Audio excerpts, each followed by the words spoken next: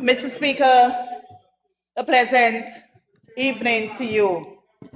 But before I get into my actual presentation, I must say how disappointed I am after hearing the Honorable Minister of Health. While health is important, he, 35 minutes of his presentation, he spoke about buildings and buildings and buildings, but nothing on COVID, as a pandemic our country is grappling with. You clearly see where their priority lies. Mr. Speaker, it is a distinct pleasure for me to join with my colleagues from this side of the House to contribute to this year's budget debates, themed, and I quote, "Steadfast against all challenges, resolute in building our one Guyana," unquote. Moved by Honorable Dr. Ashley Singh, totaling a whopping 552.9 billion Guyana dollars, which he painstakingly read for 5 hours, 15 minutes. Sir, I like many other Guyanese, were expectant of a budget that was resolute. A budget that would build confidence and capacity in the average Guyanese citizen or resident to improve human development. But admittedly, I, like many Guyanese, were truly taken aback, utterly surprised, since the budget failed to meet our expectations. It failed at explicitly stating what are the challenges. It is steadfast against strategies the regime has in place addressing these challenges.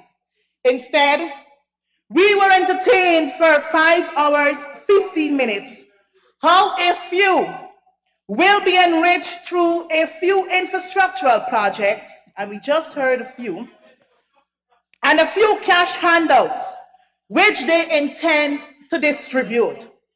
This budget,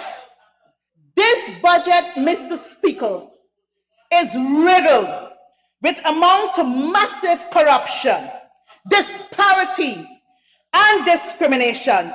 It's about greed and making their friends, elites, families, and cronies, Mr. Honorable Prime Minister, richer than they are. Sir, may I take this opportunity to express my profound gratitude to all frontline workers who continue to perform their duties as we battle COVID-19. My condolences to families who have lost loved ones due to the incompetence, mismanagement of the regime's handling of the pandemic. Additionally, Mr. Speaker, the Honorable Dr. Ashley Singh has failed to tell the Guyanese population during his marathon 5 hours, 15 minutes presentation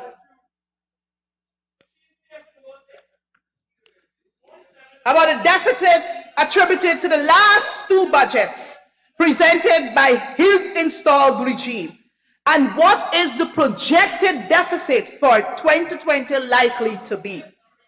Well, sir, though I am not a trained economist by profession and will not profess to be, but having basic knowledge of ECN 110 and 120 respectively, I will endeavor to provide to the people of Guyana the overall surplus deficit of central government's revenue and expenditure for the years 2020, 2021, and 2022, recorded in Volume 3 of the budget estimates.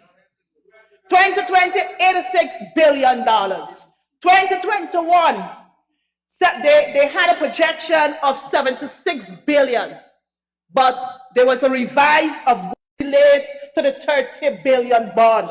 But you know what, Mr. Speaker? In many instances, vague Vague and rudely responses were provided, such as check the budget speech of 2021 or its estimates. This, sir, I consider to be an absurdity from the honorable member, and such attitude should not be tolerated by you, not you, the substantive speaker. Mr. Speaker, I remind the members on this side of the House, regardless of which side of the aisle we sit, we are representing constituents, and by right, it is our task as elected representatives to seek after information on matters and issues affecting our people, which include detailed accounting of taxpayers' dollars. This is not PPPC monies. This is the people of Guyana's money. Therefore, Mr. Speaker, it is my fervent hope to see a change in behavior by members for the new 2022. Sir, you will agree with me that budget 2022 would not have been possible without the involvement and engagement of the thousands of public servants who provided their skills, expertise, knowledge, training, and competencies in ensuring timelines and targets for budget 2022 were met. Honorable members, while we do tolerate heckling to some degree, I would simply ask that you keep it at least a level where I can hear the honorable member's presentation. Thank you. Thank you very much, Mr. Speaker, for your protection. We are all cognizant that our hard-working public servants who keep the wheels of government turning over the last 18 months operated and functioned under strenuous conditions due to COVID-19, while simultaneously enduring the oppression of an uncaring and reckless installed administration, which failed to express any empathy towards them or to remunerate them handsomely. Nevertheless, they were given a paltry taxable 7% increase in salaries. To you public servants, whether you're here in this honorable house or you're listening to me across the airwaves, on my own personal behalf, kindly accept my commendation for your sterling support and contributions to budget 2022, and be reassured that the coalition administration will return to government and provide you that good life which we started in May of 2015. Mr. Speaker, over the last 3 days of these budget debates, my colleagues on the opposite side spoke gloriously about budget 2022 and deemed it people-centered. Poor people budget, just to name a few, but a sticking record of pre-March 2020 rhetoric. Sir, many of the members failed to provide an overview of their sector's performance for 2021 and defend with substance their sector's allocation for 2022 and Guyanese's expectations from this oil budget. Sir, what I do know is that many are sorely disappointed and snubbed at the installed regime's description of budget 2022. While I support the views and opinions given by many right-thinking Guyanese, sir, I will describe budget 2022 as delusional and hopeless for the poor. Mr. Speaker, budget 2022 fails to address issues faced by single mothers who are struggling daily to make ends meet for their families. The young man who trades his business in the busy streets selling water, drinks, and other implements to ensure food is put on the table. What does Budget 2022 has for him? The vendors down Border Market, Starbucks Square, Water Street, Regent Street, Rob Street, and in all the communities. What does Budget 22 have for them? For our hard-working public servants, what does Budget 22 have for them? Were there widespread consultations with these categories I've just alluded to ensure what they would want to see in Budget 2022 to better their lives? My simple response to those questions, Mr. Speaker, is that Budget 2022 has nothing, absolutely nothing to offer them. But in contrast, it has 6 billion recorded for a failing industry, Gaisuku. What a waste of money. A few members on the opposite side quoted from the books of John and Proverbs, but they must be reminded of the words contained in Proverbs 31, verses 8 and 9, and from the NIV. And this is what I will quote. Speak up for those who cannot speak for themselves, for the rights of all for all who are destitute. Verse 9, speak up and judge fairly. Defend the rights of the poor and needy. Mr. Speaker, this is exactly what we on this side of the House have been doing and will continue to do. Mr. Speaker, this is the third budget by the installed regime in less than 2 years, where billions of taxpayers' monies have been approved.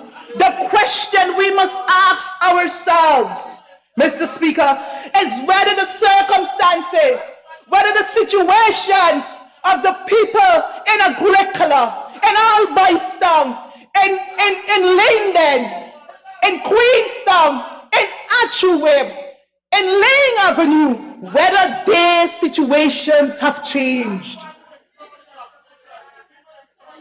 Mr. Speaker, I'm on the ground, and I can tell you, nothing has changed for these ordinary people. Mr. Speaker, due to time constraints imposed on me, I will outline the following why I cannot give my blessings, to Budget 2022 in its current format. And my desire is for the installed cabal to adopt a few recommendations I will proffer. Mr. Speaker, when I look at Budget 2022, in the introductory remarks, you heard about hooliganism. We were called all sorts of names. But you know what? They forget what transpired in September of 2019, where they were about to overturn my colleague's vehicle. The gentleman who now sits as the installed president of this nation, he was equally guilty of what my colleague went through. We saw what went on in this house in 2018 with my goodly bishop friend. We come a long way. We saw what my friend Priya Malik Chan performed. We saw what transpired on the 5th of March, where Guyanese, Honorable member, I think the standing orders are very clear. It's comrade or honorable member. my goodly comrade, the Honorable Bishop Edgehill. Thank you very much, Mr. Speaker. We recall what transpired in Lusignan and Bath. So when you call in hooligan, look in the mirror.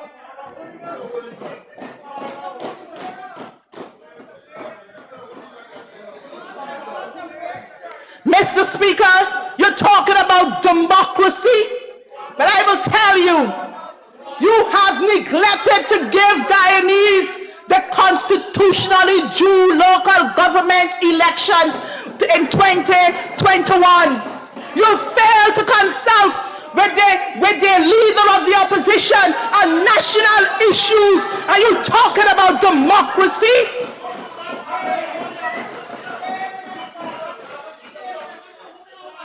Mr. Speaker, Article 13 is very, very clear when it comes to consultation.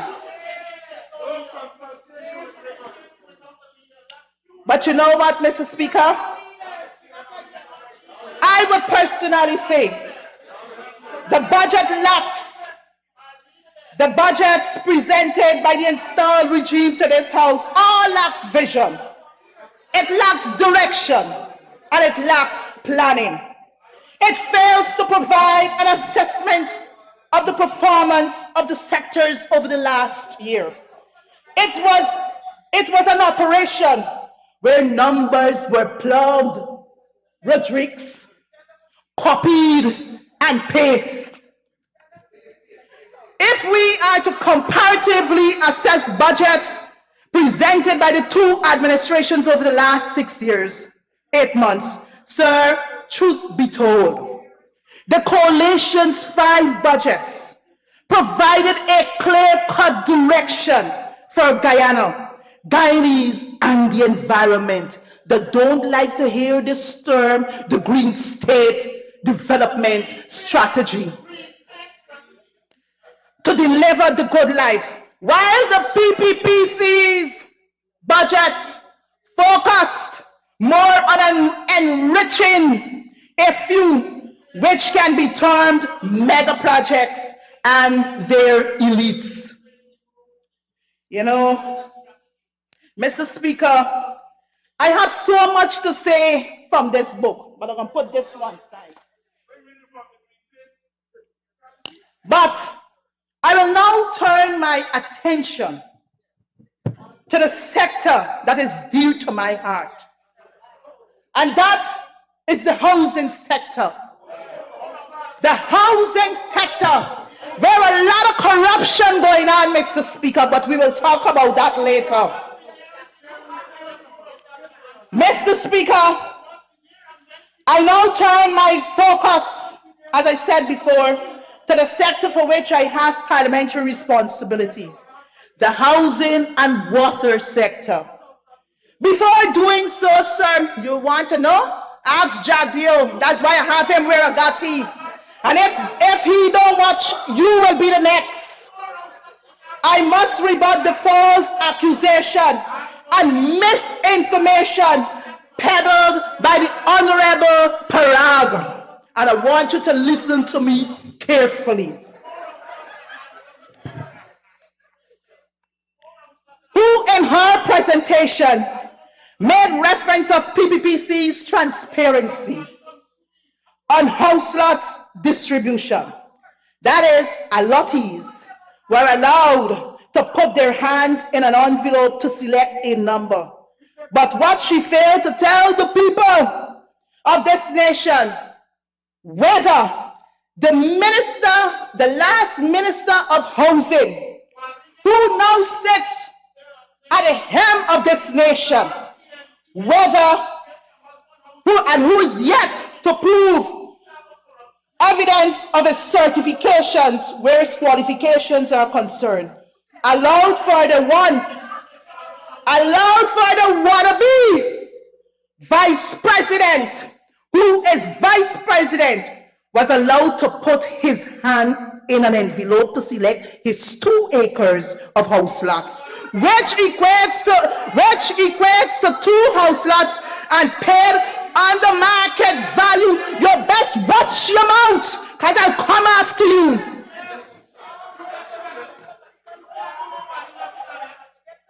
What do you call such an action, Parag? If you are suffering from amnesia, let me remind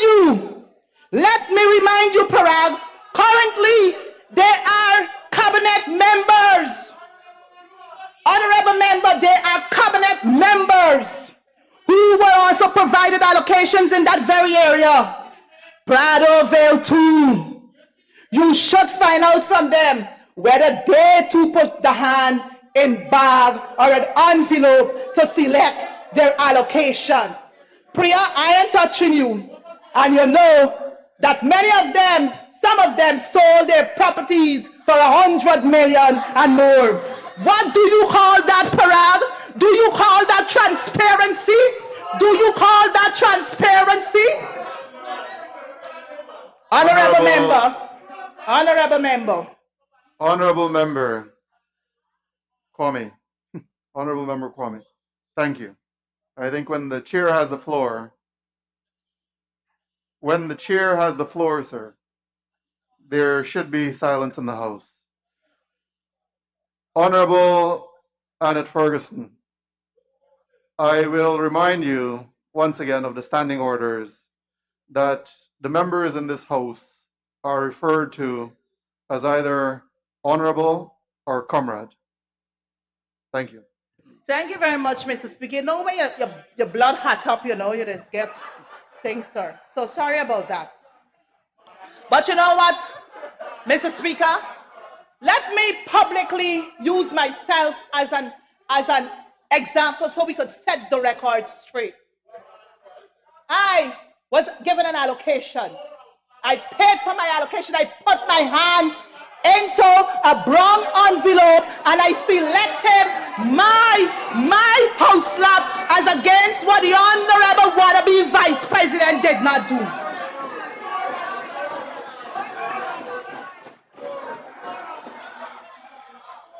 Mr.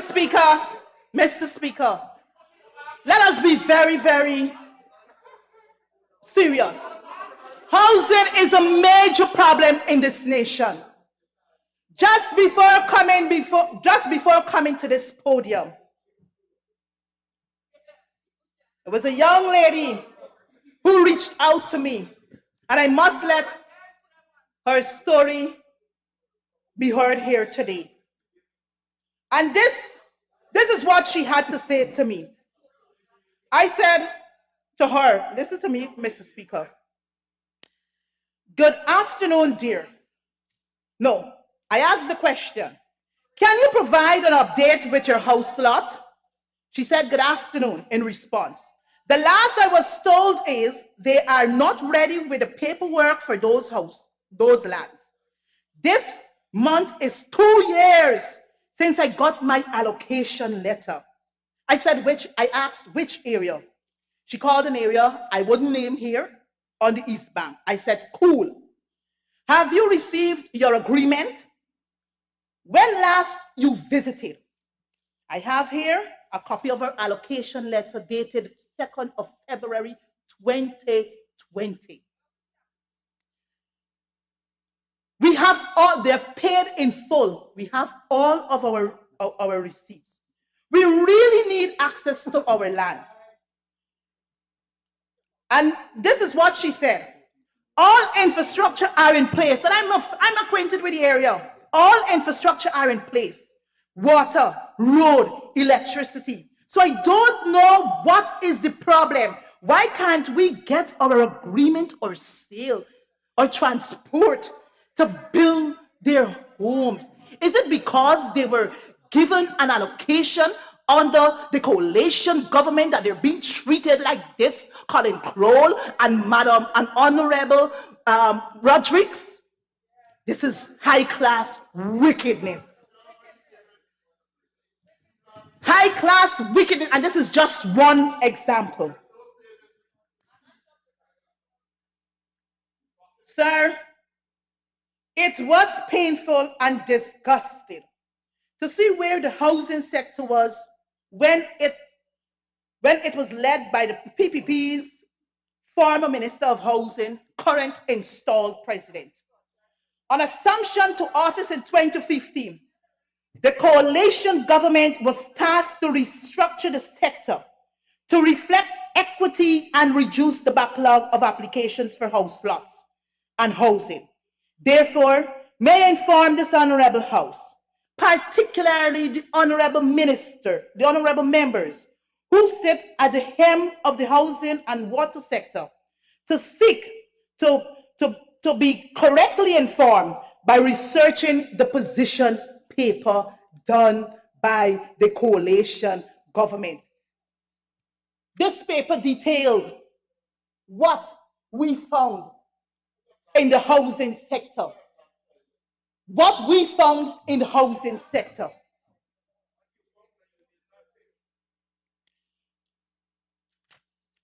The coalition government in November 2017, Mr. Speaker, did an assessment. And this is what our findings are. Pre-May 2015, throughout the 2 decades of the then PPPC government, the housing delivery approach was primarily site and services schemes. Over a year ago, budget 2021, I reported that approximately 60,000 service lots were developed and distributed since the 90s. I challenge my friends across the aisle to refute, and in so doing, they must provide the evidence. Sir, pre-May 2015, they were in government for 23 years. It was alarming to see applications, not current, but pending as far as 1992, 1993, 1994, up to when they left office in May of 2020. At the end of 2016, Mr. Speaker, the total number of pending applications at the CHPA was 56,566. Sir, that comprised 44.25% applicants who were pre-qualified for a house lot, but no offer was made. But you know what, sir? This document here, the forensic audit that we did in 2017, proved all the wrongs that were being done in the housing sector. What a shame. Sir, the coalition was not overreaching. Honorable member, I would have to ask you to retract that word.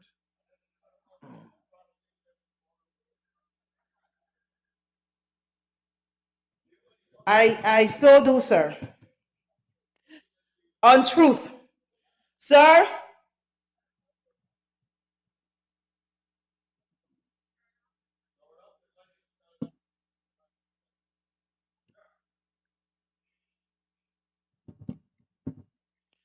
sir, the coalition was not overreaching when its expectations by plucking, with its expectations by plucking wild numbers from the air to boast that 50,000 house lots will be allocated, as we continue to hear on a daily basis. Oh, we are yet to hear what are the honorable members' vision for the Ministry of Housing.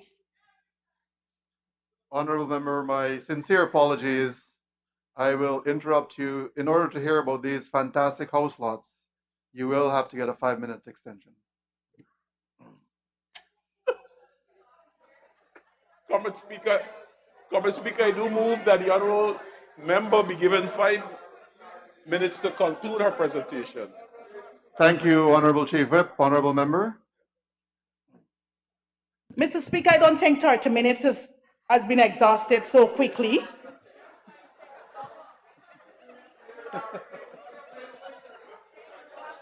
The coalition in 2017 set a realistic performance indicators through medium-term strategy from 2017 to 2021 to provide at least 10,000 of various housing solutions.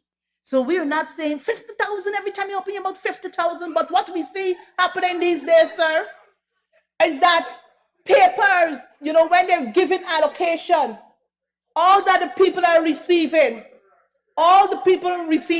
is a piece of paper but they cannot access the lands. But I also need, Mr. Speaker, to rebut what I heard on the program, Budget in Focus. And this is what the Honorable Rodriguez had to say. Honorable member, sir, that they give out the opposition, when we were in government, we never give allocation. We never do roads. We never installed lights in communities. But this document tells the story. I ain't got time. Mr. Speaker, what we were told is that the government distributed some 10,000 plus house lots, but for 2021. But when I asked the question to the Honorable Minister Colin Crowell, the areas, and this is what he provided. I will just do a sample. Edinburgh, 3 different figures were given, 292. And when I checked what I have here, sir,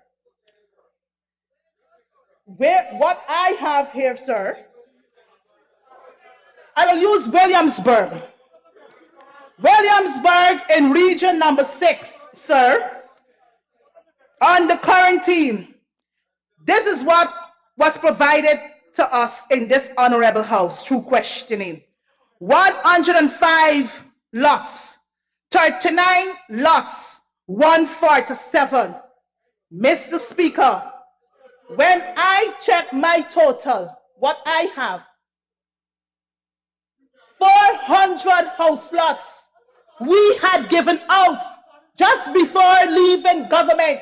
So therefore, what I am getting, Mr. Speaker, is that we have duplication of numbers being given to allottees. But I will go vigorously after the housing sector. Have no shame. Mr. Speaker, quickly, the water sector, I know that they have about 4.9 billion for the water sector.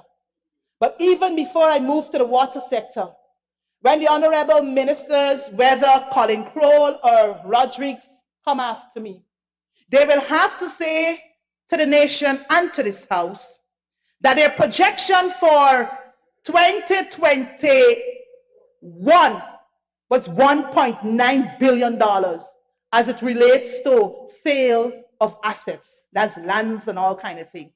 When I checked their budget, the statutory appendix T on page 872, if my memory serves me accurate, the ministry sold assets totaling 5.1, I think over $5 billion.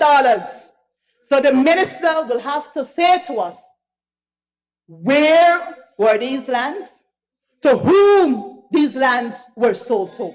But quickly, sir, I do believe that for the water sector, a lot must be done, because many schools are out of water, and the ministry has failed to conduct an assessment to determine what is best possible for these schools. So I urge the ministers to ensure that a thorough assessment of the schools are done. Mr. Speaker, my recommendation to the honorable members is that we need to treat the housing and water sector with seriousness. The ministers... Honorable member, I gave you the 1-minute warning. I'll give you another minute to wrap up. Mr. Speaker, the Honorable Minister Colin Crowell in 2021 promised single window. He promised to bring the amendment as it relates to the Condominium, Act. We're yet to see these things. I trust that the minister in the 2022 budget will be able to address the squatting situation in our country.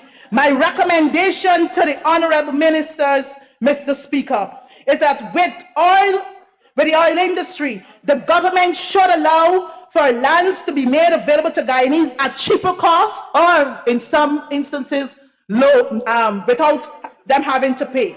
Government must consider subsidizing houses for low-income owners. The time has come for the government to partner with the credit union, with cooperatives, so that we can provide affordable housing to our people. That being said, Mr. Speaker, in concluding, as I prepare to conclude on my presentation, I must iterate that Budget 2022 lacks substance, vision, and directions on the improvement of ordinary Guyanese lives. If I am to give my support to the budget 2022, I will be doing so with a heavy heart, acting duplicitously and hypocritically to my constituents and Guyanese to whom I represent, knowing quite frankly that it will not aid in shaping or making their lives better. I will be equally guilty as the installed regime that has presented it. Sir, I therefore conclude by saying that I cannot support Budget 2022 and would urge the regime to revisit its measures and make the necessary adjustments. May God richly bless us all. Thank you very much, sir. Thank you. Thank you, Honourable Member. Honourable Member. Mr. Speaker, just before, Honourable. there's an important announcement I wish to make. Honourable Member. The cocoa success on the Essequibo Coast is currently breached, and I would call on the Minister of Public Works to attend to it, sir. Thank you very much. That information just came in.